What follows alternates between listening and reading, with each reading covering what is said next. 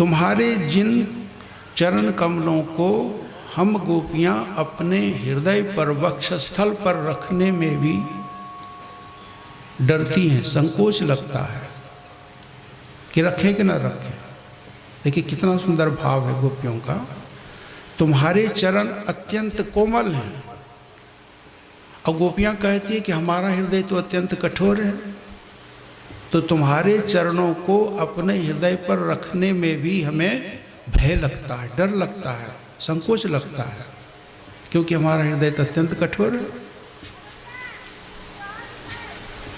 और उन्हीं चरणों को जिन्हें हम अपने हृदय पर रखने में भी डरती हैं, उन्हीं चरणों को क्या कर रहे हो, जिसमें जूते नहीं पहने, पदत्राण नहीं है, नंगे पांव तुम इस समय वन में भटक रहे हो, छिप रहे हो ना।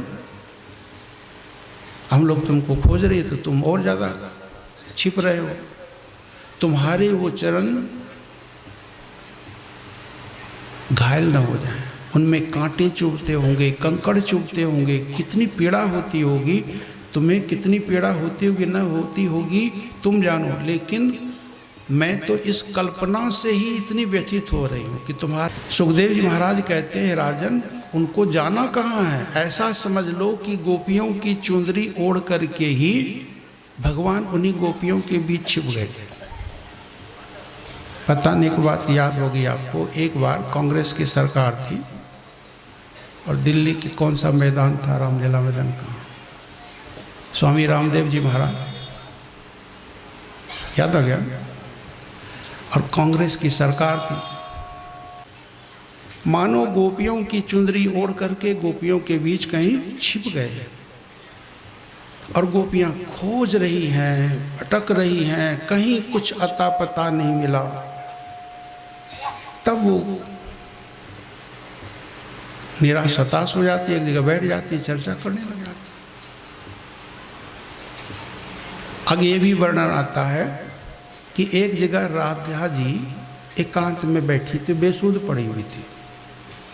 हुआ क्या था कि सब गोपियों को छोड़ करके श्री कृष्ण राधा जी को साथ में लेकर के वन में विचरण करने लगे। बाद में राधा जी को भी अहंकार आ गया कि जब सबको छोड़कर के ये मेरे साथ घूम रहा है और मेरी इतनी खुशामद कर रहा है, भगवान ने फूल तोड़े, फूलों का गजरा बनाया, राधा जी के बालों में लगाया, कितनी खुशामद की। तो राधा जी को भी थोड़ा अहंकार आ गया। राधा जी कहने लगी, श्याम सुंदर मेरे पांव तो थक गए, अब मैं नहीं चल पाऊंगा,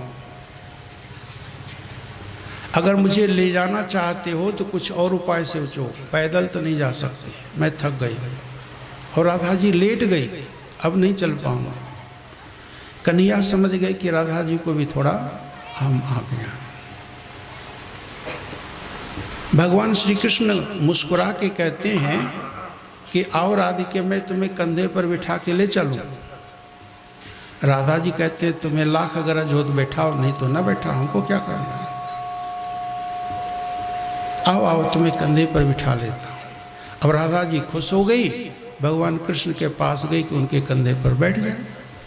अब कन्हैया ही गाय अंतर्धान, ऐसे छलते हैं ना, छलिया। अब राधा जी तो शोक से मूर्छित होकर वहीं गिर पड़ी। प्रेमी होता है कि जो प्रेम करने वालों से ही प्रेम करता है, ऐसा व्यक्ति होता है, प्रेम करने वालों से प्रेम करता है। दूसरा ऐसा होता है कि जो प्रेम नहीं करने वाले हैं उनसे भी उनका प्रेम होता है। और तीसरा ऐसा होता है कि प्रेम करने वालों से भी प्रेम नहीं करता, तो जो प्रेम नहीं करने वाला उससे क्यों करेगा। तीन तरह के हुए, एक प्रेम करने वालों से प्रेम करता है, दूसरा प्रेम नहीं करने वालों से प्रेम करता है, और तीसरा प्रेम करने वालों से भी प्रेम नहीं करता। अब जरा इसका रहस्य समझाओ, तीनों में कौन श्रेष्ठ है। तो भगवान कृष्ण ने कहा, देखो सखियों, जो प्रेम करने वाले से प्रेम करे वो वास्तव में प्रेमी नहीं है, वो तो स्वार्थी, वो तो सौदागर है, व्यापारी है। जैसे बनिया सौदा देता है तो फ्री में नहीं देता, आपसे कीमत लेता है, दाम लेता है तो सौदा देता है, तो बनिया तो व्यापारी हुआ। ऐसे प्रेम करने वालों से ही जो प्रेम करे वो प्रेमी नहीं है, वो तो स्वार्थी है, वो तो मतलबी है। जो प्रेम नहीं करने वालों से प्रेम करता हो वही वास्तव में प्रेमी है। और ऐसे कौन होते हैं? बोले माता पिता सज्जन गुरुजन प्रेम नहीं करने वालों से भी प्रेम करते हैं। अगर बेटा माँ से प्रेम नहीं करे तो क्या माँ बेटा से प्रेम नहीं रखती है? रखती है। कितनों है तो मेरा बेटा ही है, चलो कोई बात नहीं। तो माँ बाप तो बच्चों से प्रेम करते हैं। जो सज्जन होते हैं, साधु होते हैं, वो सबसे प्रेम करते हैं, किसी का बुरा नहीं सोचते, किसी का बुरा नहीं करते। गुरुजन है, जो संत महापुरुष हैं, ज्ञानी महापुरुष हैं, उनका प्राणी मात्र के प्रति प्रेम होता है, किसी से वैरभाव नहीं होता। और जो प्रेम करने वालों से भी प्रेम नहीं करते, ऐसे 4 तरह के लोग होते हैं, 4 कैटेगरी हैं। कौन कौन है? जो प्रेम करने वालों से भी प्रेम न करे, ऐसे 4 लोग होते हैं। आत्माराम, आप्तकाम, अकृतज्ञ, गुरुद्रोही। भगवान श्री कृष्ण ने कहा है, भजतोपि नवै के चिद भजन्त्य भजता कुतः आत्मारामा ह्याप्तकामा अकृतज्ञा गुरुद्रोह। आत्माराम किसको कहते हैं? जो अपने आप में रमन करे, अपने में ही मन को लगाए रहते हैं, उन्हें किसी दूसरे की जरूरत नहीं है। न उनको धन चाहिए, न संपत्ति चाहिए, न परिवार चाहिए, न पत्नी चाहिए, न पति, कुछ नहीं। अपने आप में ही रमन करते हैं, एकांत में बैठे रहेंगे, आनंदित रहेंगे, उसको बोलते हैं आत्माराम। अपने आप में ही रमन करते हैं। बड़े बड़े योगी महापुरुष ऐसे ही होते हैं, आत्माराम। आप्तकाम, जिनकी कामनाएं शेष नहीं है, जिनकी कामनाएं पूरी हो गई, समाप्त हो गई, वो भी किसी से प्रेम नहीं करते, किसी से मतलब नहीं रखते, क्योंकि आप्तकाम है, उन्हें कुछ चाहिए नहीं। तीसरा है अकृतज्ञ, जो ये जानता ही नहीं है कि हमारा कोई उपकार करने वाला है, हमारा कोई हित करने वाला है, हमसे कोई प्रेम करने वाला है, उसको कृतज्ञ भी कहते हैं। आप किसी का भला करो वो मानता ही नहीं, आप किसी की मदद करो वो मानता ही नहीं, कृतज्ञ बोलते हैं। चौथा गुरुद्रोही। गुरुद्रोही माना जो गुरुजनों से शत्रुता रखता है, दुश्मनी का भाव रखता है, वो जानबूझ करके बिना दोष के भी, बिना किसी अपराध के भी दूसरे को सताएगा, दुख देगा, उसका अहित करेगा। अच्छा, एक कुत्ता जा रहा था, एक आदमी ने डंडा मार दिया, कुत्ते ने क्या बिगाड़ा था? कुछ बिगाड़ा था? संत महात्मा चले जा रहे हैं, उसको गाली दे दिया। संत महात्मा ने तुम्हारा कुछ बिगाड़ा था, क्यों गाली दी? इसको क्या कहेंगे? गुरुद्रोही नहीं है। ये 4 लोग हैं। तो गोपियों ने कहा, श्याम सुंदर अब मुझे इतना बता दो, अंतिम प्रश्न है। पत्रकार लोग कहेगा अब आखिरी सवाल। तो गोपियां अब श्याम सुंदर से कहती हैं, अब आखिरी प्रश्न है मेरा, बस एक प्रश्न है, वो बता दो, इन 4 में से तुम कौन हो? क्योंकि तुम भी तो प्रेम करने वालों से प्रेम नहीं करते हो ना। गोपियों को लगता है कि हम भगवान से कितना प्रेम करती हैं, अपना जीवन समर्पण कर दिया, तन मन धन सर्वस्व अर्पण कर दिया, लेकिन ये तो निष्ठुर है, ये तो छलिया है, ये तो कपटी है, ये तो निर्दयी है, ये तो हमसे प्रेम ही नहीं करता।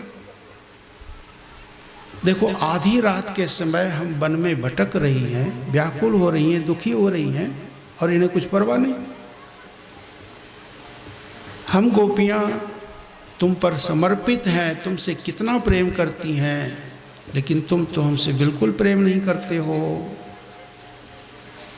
तब भगवान श्री कृष्ण ने हंस कर के कहा, सखियो ऐसा सोचना तुम्हारा सही नहीं है। ऐसा मत सोचो कि मैं तुम लोगों से प्रेम नहीं करता हूँ। मैं जानता हूँ कि तुम हमसे बहुत प्रेम करती हो, ये मैं जानता हूँ, लेकिन अगर ऐसा तुम्हें लगता है कि मैं तुम लोगों से प्रेम नहीं करता हूं, तो ये तुम्हारा भ्रम है। अब तुम सोचती होगी कि जब मैं प्रेम करता हूं तो तुमको छोड़ के चला क्यों गया, तुमको वन में आधी रात को भटकाया क्यों, रुलाया क्यों, तड़पाया क्यों। तो देखो, इसका ये कारण है कि मैं चाहता हूं कि तुम्हारे हृदय में मेरे लिए और अधिक प्रेम, और अधिक प्रेम, और अधिक प्रेम प्रकट हो जाए।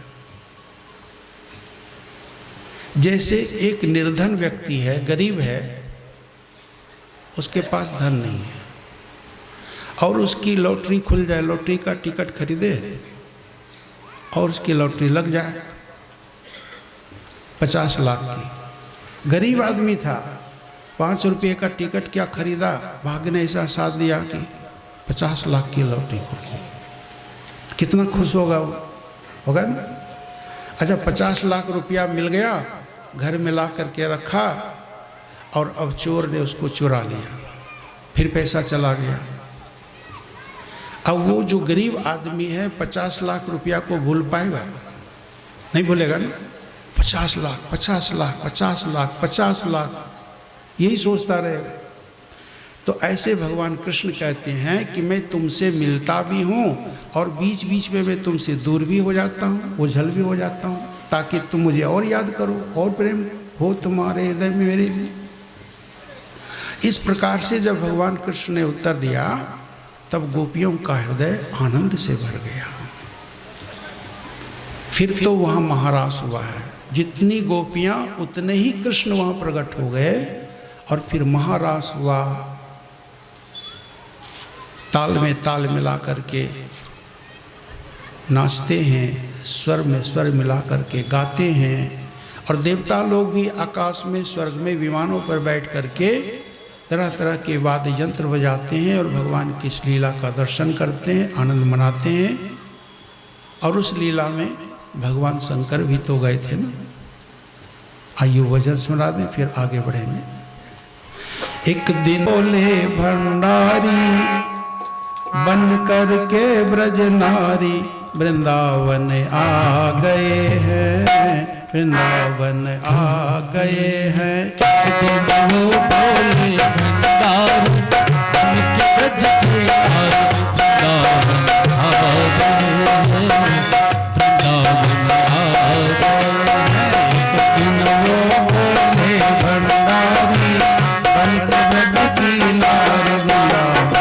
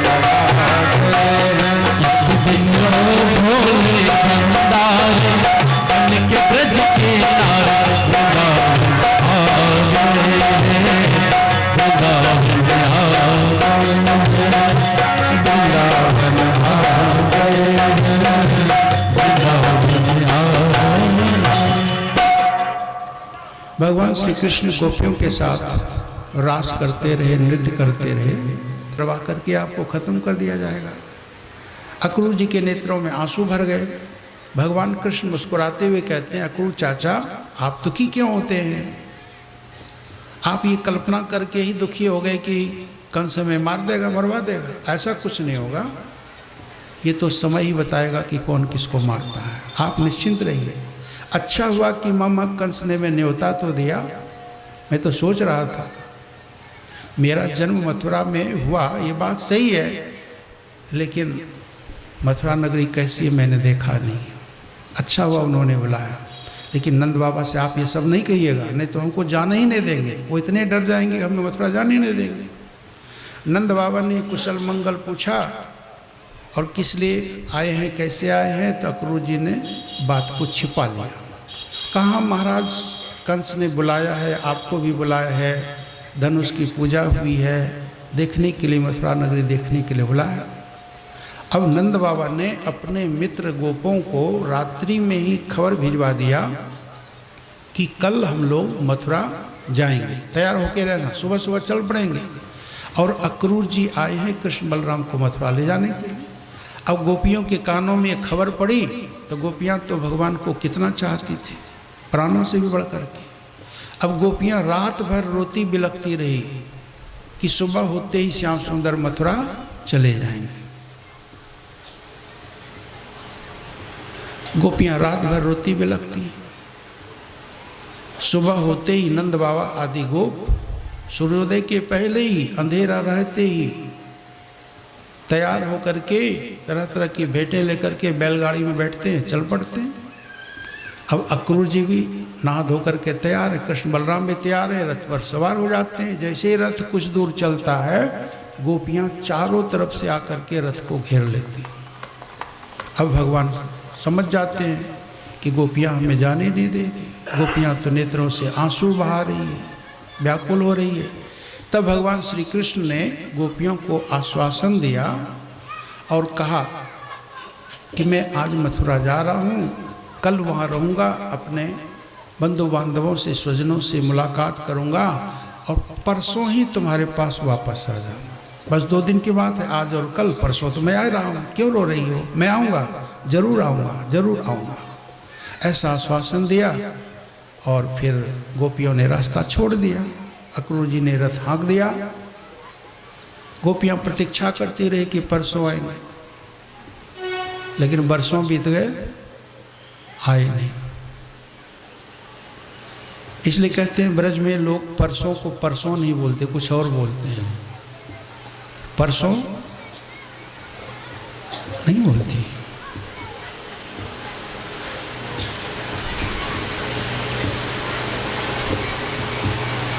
अक्रूर जी का रथ यमुना किनारे पहुंचता है। वो जो घाट बना हुआ है उसका नाम है ब्रह्मरथ। कृष्ण बलराम रथ से नीचे उतरते हैं, यमुना जी में हाथ पैर धोते हैं, जल पीते हैं, रथ पर सवार हो जाते हैं। अक्रूर जी भगवान की आज्ञा लेकर के यमुना स्नान करने के लिए जाते हैं। वहाँ उनको यमुना जी के जल में दोनों भाई खड़े दिखाई देते हैं। अब आश्चर्यचकित कि अभी तो दोनों भाई यहाँ से गए, रथ में बैठे, और फिर यहाँ कैसे आ गए दोनों? पीछे मुड़ के देखते हैं तो दोनों भाई रथ में बैठे हुए हैं, इधर देखते हैं तो पानी में भी खड़े, यहाँ वहाँ दोनों जगह कृष्ण बलराम दिखाई दे रहे। सोचा धोखा हो गया होगा, फिर 1-2 डुबकी मारी, और अब की जब फिर पानी से बाहर सिर करते हैं तो देखते हैं कि पानी में ही दोनों हैं, जल में ही। जैसे क्षीर सागर में भगवान विष्णु शेषनाग की सैया पर लेटे रहते हैं ना, ऐसे ही अक्रूर जी को ये दृश्य दिखाई दिया भगवान की कृपा से कि शेषनाग की सैया पर चतुर्भुज रूप में भगवान नारायण लेटे हुए, शंख चक्र गदा पद्म धारण किए। तो अक्रूर जी को ज्ञान हो गया कि बलराम जी शेष जी के अवतार हैं और श्री कृष्ण साक्षात नारायण के अवतार हैं। अब उनके मन में जो भ्रम था, भय था कि कंस मरवा देगा कृष्ण बलराम को, वो भय समाप्त हो गया। रथ में आके बैठे, रथ हाँक दिया। नंद बाबा दी को पहले ही एक उपवन में मथुरा नगर के बाहर पहुंच करके डेरा डाल दिए थे। अक्रूर जी का रथ पहुंचा। कृष्ण ने कहा कि चाचा जी आप जाइए, महाराज कंस को हम लोगों के आने की सूचना दीजिए। आज तो हम यहीं रहेंगे, कल हम मथुरा नगरी देखने के लिए जाएंगे। इस प्रकार से अक्रूर जी को विदा कर दिया। महाराज कंस को समाचार मिल गया कि कृष्ण बलराम आए हुए हैं नंद बाबा आदि के साथ। अब कंस बड़ा खुश हो रहा है। होता क्या है कि महाराज कंस ने पहले ही तैयारी कर रखी थी, रंगशाला तैयार थी, द्वार पर कुबलिया पिढ़ाथी खड़ा था। महावत को सिखा दिया गया था कि दोनों भाई को, कृष्ण बलराम को हाथी के द्वारा कुचलवा करके समाप्त कर देना। सब लोग अंदर जाके बैठे हुए थे। कृष्ण बलराम जब द्वार पर पहुंचे, देखा हाथी खड़ा है, बड़ा मदमस्त हाथी, बड़ा बलवान। महावत से कहा हाथी हटाओ, हमें अंदर जाना है। हाथी हटाएगा क्या? हाथी को तो उकसा दिया, भड़का दिया। वो कुबलिया पीड़ हाथी कृष्ण बलराम को कुचलने के लिए दौड़ पड़ता है। ये दोनों भाई उस हाथी के साथ खेल खेलते हैं और देखते ही देखते भगवान श्री कृष्ण कुबलिया पीड़ हाथी को मार गिराते हैं, महावत को भी मार डालते हैं और हाथी के दांत उखाड़ करके एक एक दांत दोनों भाई हाथों में लेकर के रंगशाला के भीतर प्रविष्ट होते हैं। सब लोगों ने भगवान कृष्ण को देखा, जिसकी जैसी भावना थी वैसा उनको दर्शन हुआ। जाकी रही भावना जैसी, प्रभु मूरत तिन देखी तैसी। यही भाव यहाँ व्यक्त किया गया है। और फिर कंस के इशारे पर जो पहलवान लोग थे, मुष्टिक चाणूर सल्तो सल्कूट आदि, वो मल्ल युद्ध के लिए दोनों भाइयों को ललकारने लगे। भगवान श्री कृष्ण ने और बलराम जी ने थोड़ी ही देर में उन बड़े बड़े पहलवानों को मार गिरा। भगवान श्री कृष्ण ने कंस का भी उद्धार कर दिया। कंस के 8 भाई थे, उनको भी मार दिया। कंस पूरे 9 भाई थे, 8 भाइयों सहित कंस मारा गया। कंस और उनके भाइयों की पत्नियां वहां रोती हुई आई। भगवान कृष्ण ने उन सबको सांत्वना दी, समझाया बुझाया और फिर उनका अंतिम संस्कार करवाया। फिर महाराज उग्रसेन को कारागार से मुक्त किया, बेड़ी हथकड़ी से मुक्त किया। भगवान कृष्ण और बलराम जी कारागार से देवकी वसुदेव को भी मुक्त कराते हैं, बेड़ी हथकड़ी खुलवाते हैं, उनके चरणों में प्रणाम करते हैं, क्षमा मांगते हैं कि हम दोनों भाई आपकी कोई सेवा नहीं कर पाया, आप क्षमा कर दीजिएगा। इस प्रकार से मथुरा की राजगद्दी पर कंस के पिता को और अपने नाना को भगवान श्री कृष्ण ने बैठा दिया। जो लोग दूर चले गए थे कंस के डर से, दूसरे देश में रहने के लिए, भगवान ने अपने उन सब स्वजन संबंधियों को बुलवाया कि अब चिंता की डर की कोई बात नहीं है, कंस मारा गया, अब आप मथुरा आकर के निवास कीजिए। सब लोग मथुरा में आराम से रहने लगे। अब एक प्रसंग है कि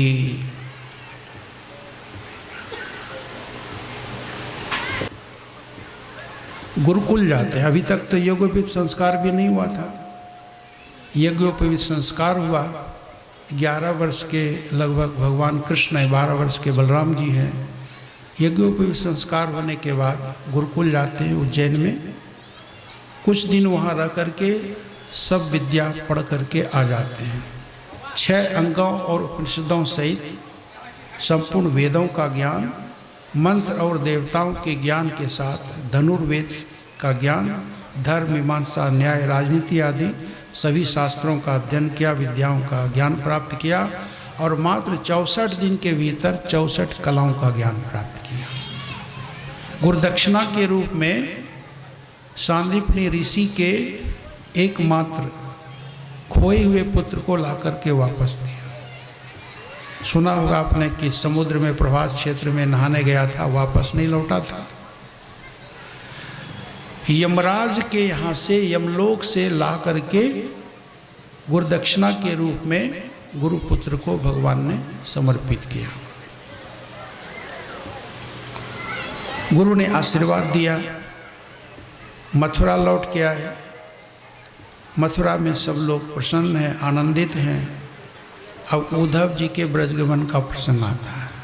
उद्धव जी भगवान श्री कृष्ण के चचेरे भाई हैं, भगवान कृष्ण के परम भक्त हैं। बृहस्पति जी से उन्होंने वेदों शास्त्रों का अध्ययन किया है। ज्ञान तो बहुत है, लेकिन ज्ञान का सूक्ष्म अहंकार भी है। भगवान कृष्ण चाहते हैं कि उद्धव जी का ज्ञान का अहंकार समाप्त हो जाए और उद्धव जी का हृदय प्रेम से परिपूर्ण हो जाए। ज्ञान भक्ति सहित हो तो ही ज्ञान कल्याण करने वाला होता है, और ज्ञान में भक्ति का पुट न हो तो ज्ञानी तो अहंकारी हो जाता है फिर। इसलिए उद्धव जी के ज्ञान के अहंकार को नष्ट करने के लिए भगवान श्री कृष्ण ने बहाना बना करके ब्रज में भेज दिया कि जो हमारी सखियां हैं, गोपियां हैं, सहेलियां हैं, दिन रात रोती हैं, बिलखती हैं, जाओ उद्धव जरा थोड़ा उनको ज्ञान का उपदेश दे करके आओ, समझा करके आओ। तो उद्धव जी चले जाते हैं और उन नंद बाबा और जो यशोदा मैया है उनको भी उपदेश देने लग जाते हैं और ब्रज की गोपियों को भी तत्व ज्ञान का उपदेश देते समझाते हैं कि श्री कृष्ण निर्गुण है, निराकार हैं, न उनकी माँ है, न उनके पिता हैं, न उनकी पत्नी है, न उनके बच्चे हैं, न उनका अपना है, न पराया है। उनका तो शरीर ही नहीं, उनका तो जन्म नहीं, वो तो अजन्मा है, अव्यक्त है, निर्गुण निराकार है, सर्वव्यापक है। उस निर्गुण निराकार सर्वव्यापक कृष्ण का ध्यान करो, चिंतन करो, योग साधना करो। अब गोपियों को यह सब अच्छा लगता है। गोपियाँ तो श्री कृष्ण की उपासिका है, श्री कृष्ण की प्रेमिका है। गोपियों को श्री कृष्ण की याद आती है तो आंसू बहाने लग जाती है, रोने बिलखने लग जाती है। और फिर गोपियों की इस दशा को देख करके उद्धव जी का अहंकार समाप्त हो जाता है और उद्धव जी के हृदय में भक्ति जागृत होती है, प्रेम जागृत होता है। गोपियों के चरणों में सिर झुकाते हैं, लौटने लग जाते हैं, वृक्षों को गले लगाने लग जाते हैं, गायों बछड़ों को गले लगाने लग जाते हैं। ऐसा प्रेम प्रकट हुआ। 6 महीने तक प्रेम की गंगा में गोता मारते रहे, ज्ञान नहीं रहा कि 6 महीने में हो गए और वापस मथुरा जाना है। और जब होश आया तब गोपियों के चरणों में मस्तक झुकाया, चरण धूलि को सिर पर लगाया और फिर वापस आए, भगवान के चरणों से लिपट करके रोने लग गए। भगवान ने समझ लिया कि उद्धव जी का अहंकार समाप्त हो गया, जिस कार्य के लिए भेजा वो मेरा कार्य पूर्ण हो गया। इस प्रकार से भगवान श्री कृष्ण ने उद्धव जी को गोपियों के चरणों में भेज करके उनका कल्याण किया।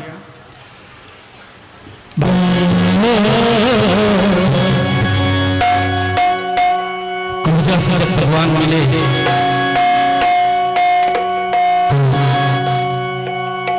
कुंजा अपने मन में अपने भाग्य की सराहना करते हुए कहते हैं, छाप तिलक सब छीने मुझसे नैना मिलई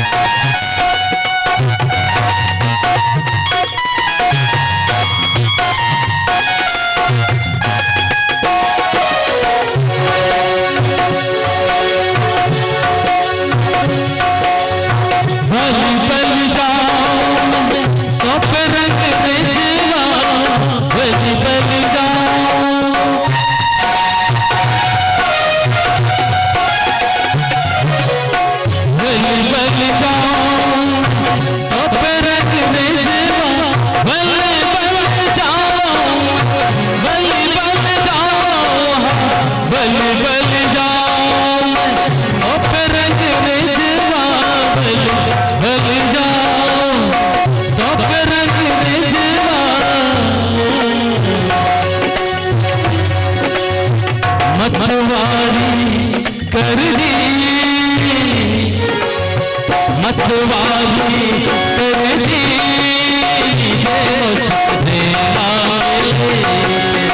मतवाली कर दी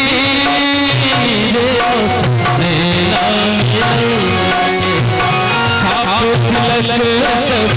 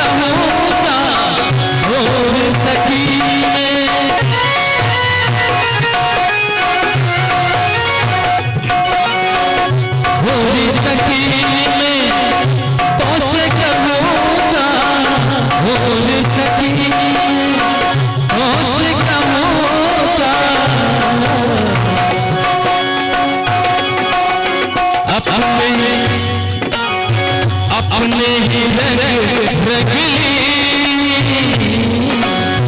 अपने ही रगली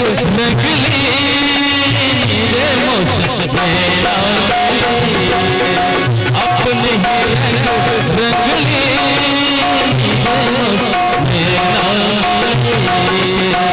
चारों तिलक सब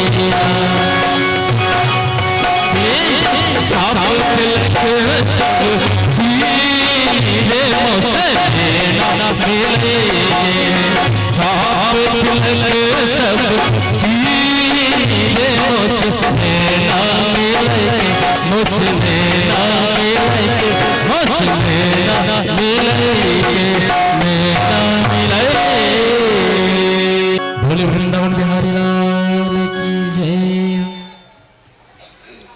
पडरिया ग्राम निवासी की तरफ से एक इच्छा व्यक्त की गई है कि एक भजन सुनवा दीजिए, काली कमली वाला। मेरा यार है मेरे मन का मोहन तो दिलदार है, काली कमली वाला मेरा यार है, मेरे मन का मोहन तो दिलदार है। काली कमली वाला मेरा यार है, मेरे मन का मोहन तो दिलदार है। काली कमली वाला मेरा यार है, मेरे मन का मोहन तो दिलदार है।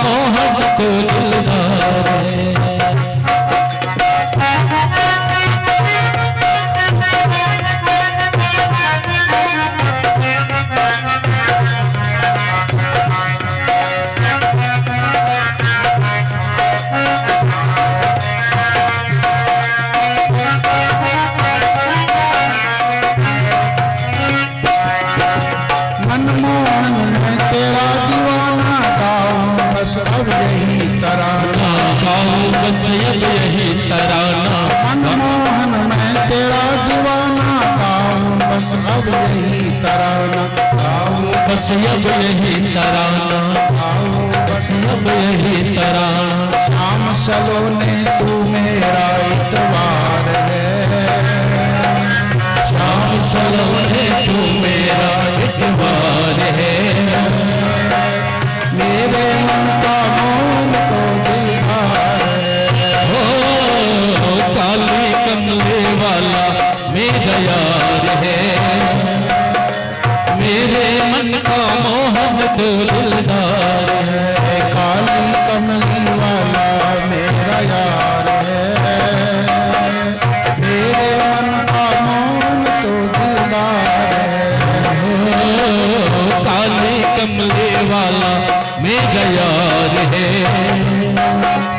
मेरे मन का मोहन तो दिलदार है।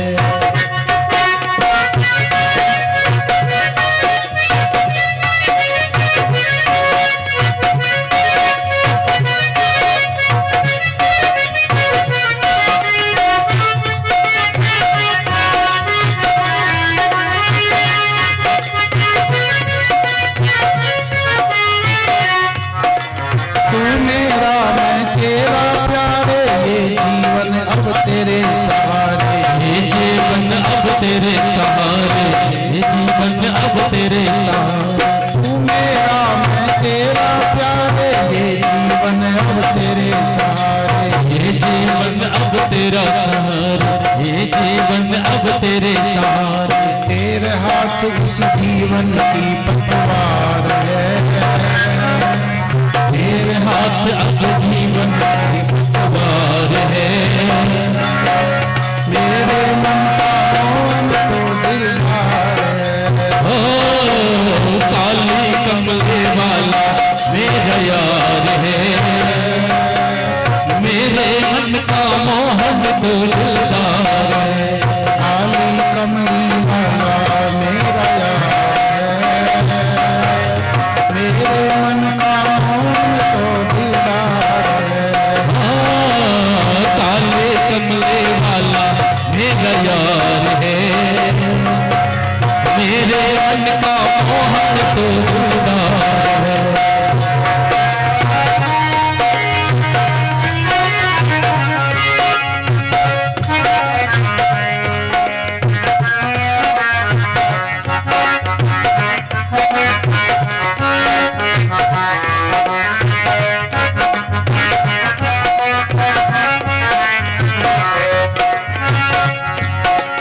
पागल प्रीत की एक ही आशा, दर्द दिल दर्शन का प्यासा, दर्द दिल धड़ का प्यासा, दर्द दिल धड़ का प्यासा। पागल प्रीत की एक ही आशा, दर्द दिल का प्यासा। दर्द दिल धड़ के प्यासा। तेरे हर बाधे मुझे इतवार है,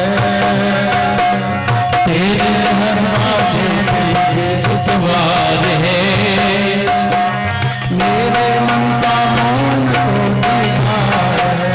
ओ काली कमले वाला मेरा यार है,